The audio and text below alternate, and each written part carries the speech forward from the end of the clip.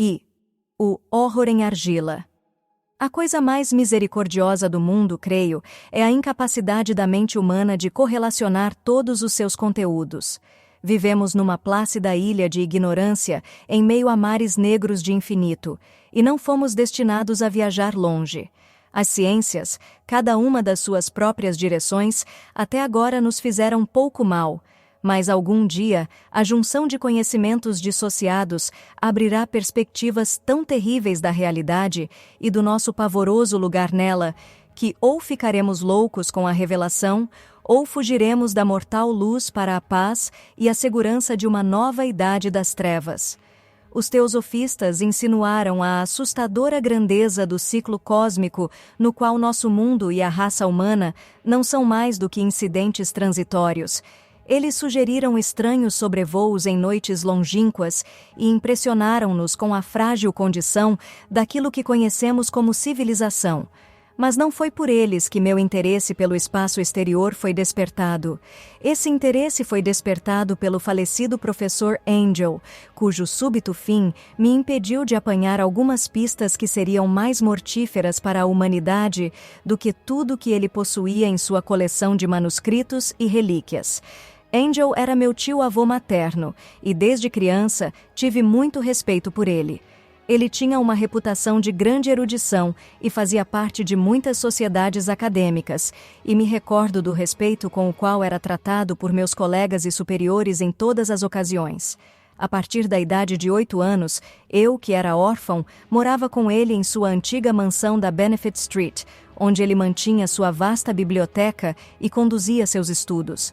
A narrativa do chamado de Cthulhu gira em torno de uma estatueta feita de um material que desafia qualquer descrição comum encontrada entre os pertences do professor.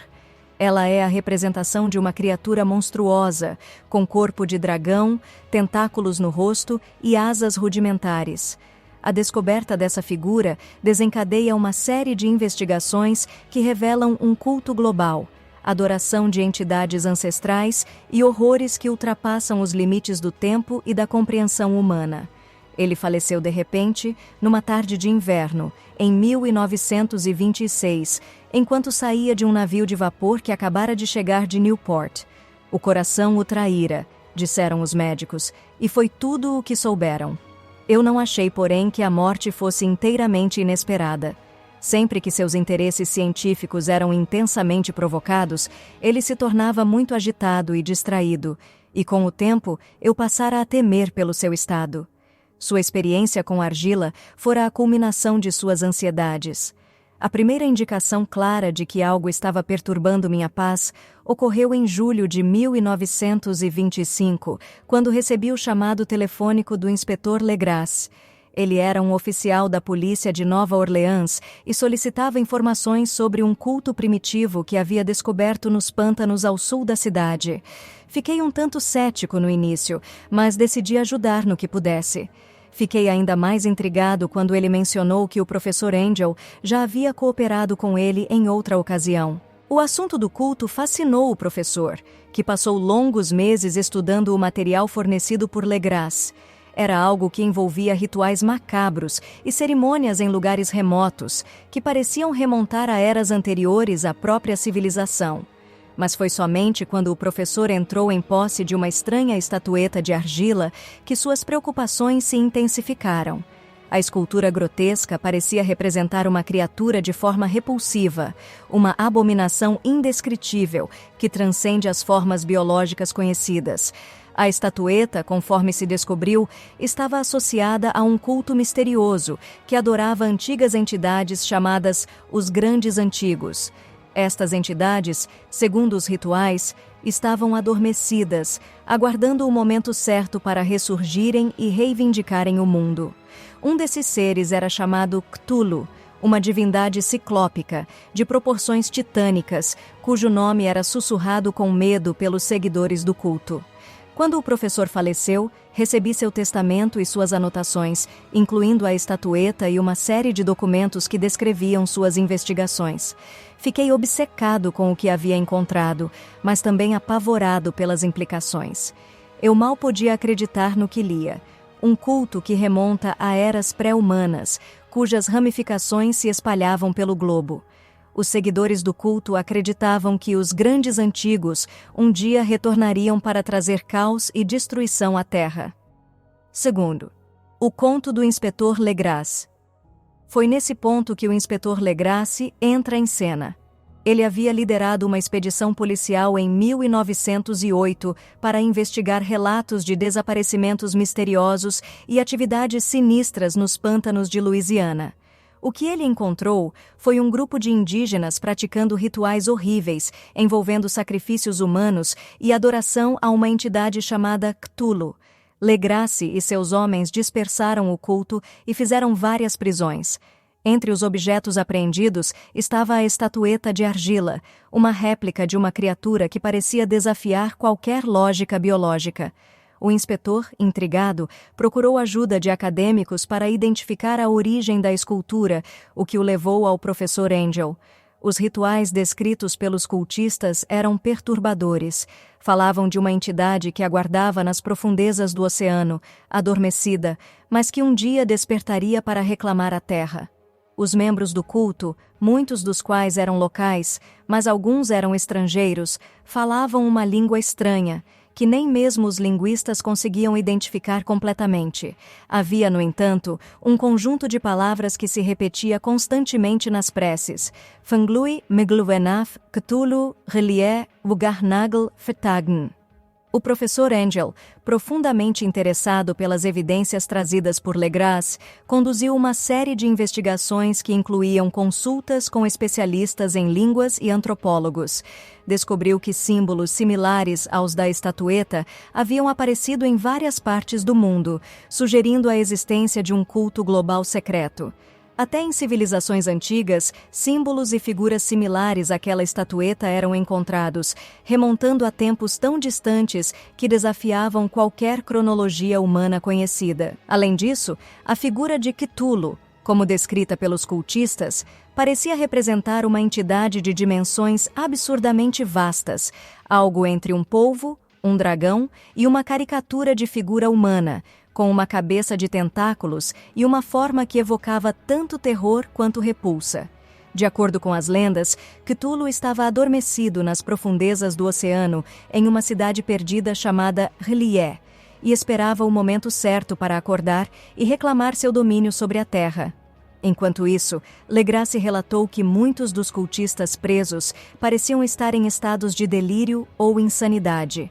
Alguns falavam de visões de Cthulhu emergindo do oceano e destruindo a civilização humana. Essas visões eram descritas com uma intensidade tão perturbadora que muitos policiais e investigadores que interrogaram os cultistas relataram pesadelos constantes e uma sensação crescente de terror inexplicável. 3. A loucura de Johansen. Uma das pistas mais estranhas surgiu através do diário de um marinheiro norueguês chamado Gustaf Johansen, que foi descoberto por acaso durante a investigação de Legrasse. Johansen fazia parte da tripulação de um navio mercante que, durante uma viagem no Pacífico Sul, se deparou com uma ilha estranha e misteriosa que parecia ter emergido recentemente do oceano. A tripulação do navio decidiu explorar a ilha, e o que eles encontraram lá desafia toda lógica e razão. A ilha era composta de uma arquitetura geométrica impossível, com ângulos que pareciam desafiar as leis da física. O solo era formado por uma substância semelhante à pedra, mas diferente de qualquer coisa conhecida na Terra. À medida que os marinheiros avançavam pela ilha, eles se depararam com uma gigantesca porta de pedra, cuja forma e proporção sugeriam que algo monstruoso estava oculto dentro dela. Foi então que a porta se abriu, e das profundezas da terra emergiu Cthulhu. De acordo com o relato de Johansen, a criatura que saiu da porta era de proporções tão vastas e alienígenas que a mente humana não conseguia compreendê-la completamente. Aqueles que a olharam diretamente enlouqueceram instantaneamente.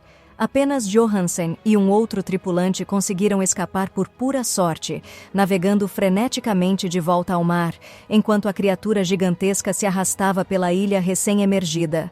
No final, Cthulhu não os perseguiu. Ele parecia ter voltado para as profundezas do oceano, sua cidade, Relie, mais uma vez submergindo abaixo das ondas. Johansen, no entanto, nunca se recuperou completamente dessa experiência. O terror que ele presenciou o consumiu até sua morte prematura. Seu diário, encontrado entre seus pertences, foi a única evidência do que ele e sua tripulação haviam testemunhado. Quarto, o chamado de Cthulhu. Enquanto reunia essas evidências, percebi que as peças de um quebra-cabeça aterrador começavam a se encaixar. Os sonhos estranhos que afligiam artistas e poetas em todo o mundo, as atividades do culto em lugares remotos e os eventos inexplicáveis que surgiram no Pacífico Sul, tudo parecia apontar para uma única verdade assustadora. Cthulhu e os outros grandes antigos não eram apenas mitos ou delírios, mas realidades que, de alguma forma, existiam à margem da nossa percepção.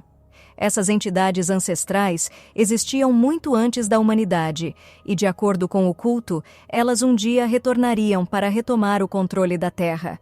Até então, Cthulhu permanecia adormecido, sonhando nas profundezas de R'lyeh, aguardando o momento certo para emergir novamente. Sua influência, no entanto, já era sentida.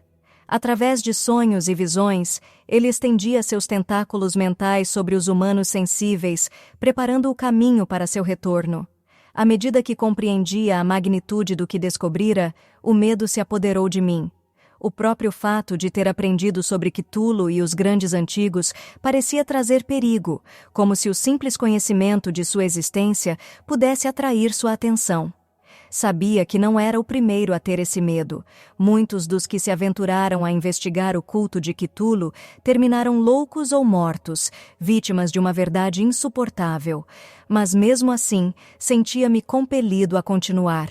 As implicações de tudo isso eram profundas demais para serem ignoradas. Eu precisava saber mais, mesmo que isso custasse minha sanidade.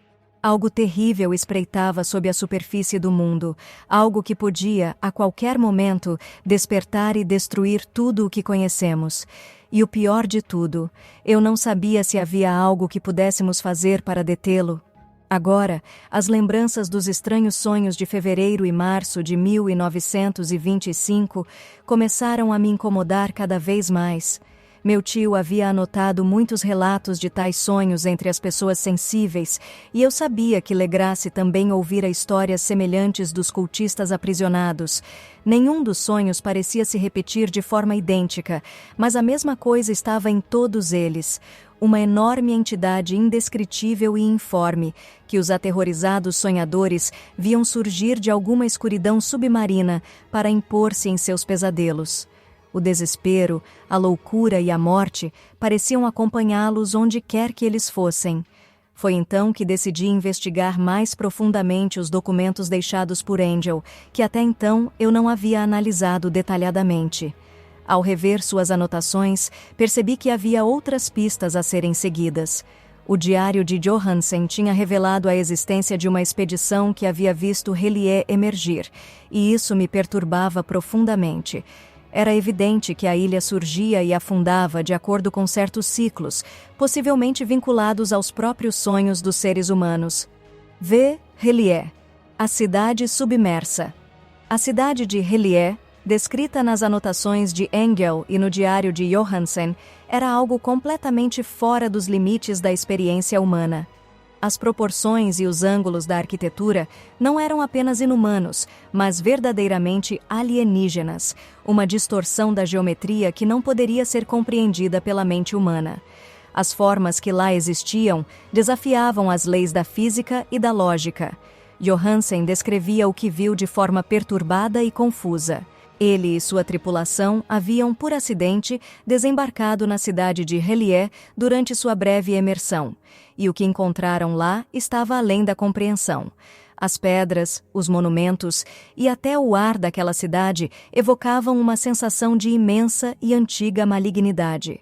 Era como se o tempo e o espaço fossem distorcidos naquela região, algo de uma era anterior à própria criação da Terra. De acordo com o diário, foi lá que eles inadvertidamente despertaram Cthulhu. A criatura, liberada de sua prisão submarina, começou a se erguer das profundezas e se mover pela cidade. Desesperados, os marinheiros fugiram, mas o terror que sentiam ao ver Cthulhu parecia quebrar sua vontade e razão. Johansen, que sobreviveu por um milagre ao esmagar temporariamente Cthulhu com seu navio, relatou que a criatura, depois de ter sido momentaneamente dispersada em uma massa viscosa, começou a se reformar lentamente. Não havia como escapar de algo tão poderoso e imortal. Ele acreditava que apenas o retorno de R'lyeh ao fundo do oceano havia salvo o mundo da destruição total. Assim como a cidade afundara novamente, Cthulhu também retornara a seus domínios submarinos, continuando a dormir, aguardando o próximo ciclo de emersão. 6. O medo da verdade. Com esses novos dados à minha disposição, comecei a perceber que o culto de Cthulhu era apenas a ponta de um vasto iceberg de terrores cósmicos. Não apenas Cthulhu, mas outros seres ancestrais habitavam dimensões e realidades que eram completamente estranhas à nossa. Estas entidades não se preocupavam com a humanidade, pois viam nossa existência como algo insignificante diante do vasto escopo do cosmos. Elas não tinham moralidade ou motivação que pudéssemos entender. Eram forças naturais, antigos deuses que existiam antes da criação do universo. A ideia de que nossa realidade é apenas uma pequena e frágil bolha, prestes a ser destruída por forças que estão muito além do nosso entendimento, causava-me um terror indescritível. Eu sabia que, em algum momento, R'lyeh emergiria novamente e Cthulhu despertaria. Quando isso acontecesse, não haveria nada que a humanidade pudesse fazer para detê-lo. O culto de Cthulhu, que mantinha viva a memória desses antigos deuses, era composto por fanáticos espalhados pelo mundo. Eles acreditavam que a destruição da civilização era inevitável e aguardavam ansiosamente o retorno de seus mestres.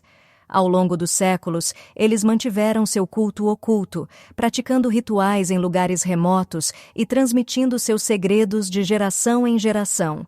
Eles sabiam que Cthulhu despertaria quando as estrelas estivessem corretas e estavam dispostos a facilitar sua ascensão. 7. Conclusão. O terror cósmico que descobri me consumiu por completo. A realidade era frágil e, por trás dela, espreitavam entidades tão antigas e poderosas que a própria existência humana parecia irrelevante. O que mais me assustava era a certeza de que, eventualmente, Cthulhu despertaria novamente. O ciclo se repetiria, e a humanidade, impotente diante de tais forças, seria esmagada. O chamado de Cthulhu, aquele sussurro através dos sonhos e do culto, era um presságio de que o fim se aproximava. Não importava quanto tempo levaria, dias, anos ou milênios, Cthulhu e os grandes antigos retornariam. E quando isso acontecesse, seria o fim de tudo o que conhecemos.